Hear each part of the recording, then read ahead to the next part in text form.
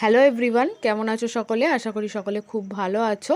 তো দেখো, এই শাড়িটার ব্লাউজটা বানাতে হতো, তো শাড়িটা থেকে ব্লাউজ পিসটা আমার কাটা হয়নি, তাই ভাবলাম কি তোমাদের সাথে আমি শেয়ার করি শাড়িটার আঁচলটা। আর এইটা হচ্ছে রানিংয়ে বিপি ছিল।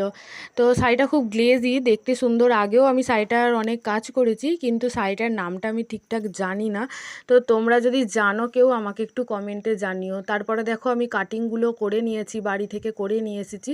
যেহেতু ব্লাউজটা আমাকে অনেক দিন আগে দিয়ে গিয়েছিল, আর আমাকে হঠাৎ করে আগের দিন রাতে বললো কি পরের দিন নেবে, তাই জন্য কাটিং আমি এমনিও আমি কাটিং বাড়ি থেকেই রেডি করি। তো বাড়িতে আমার সুবিধা হয় বলে। তো দেখো, কাটিং রেডি করে নিয়ে এসে ব্লাউজটা রেডিও হয়ে গেছে। দেখো, ভি শেপ মতো দিয়েছি, আর দড়ি বেঁধে লটকানটা একটু কুচি দিয়ে দিয়েছি ম্যাচিং করে। তো কেমন হয়েছে আমাকে অবশ্যই জানিও। আর অবশ্যই তোমরা ওই শাড়িটার নাম আমাকে কমেন্টে জানিও, কেননা আমি শাড়িটার নামটা জানতে চাই।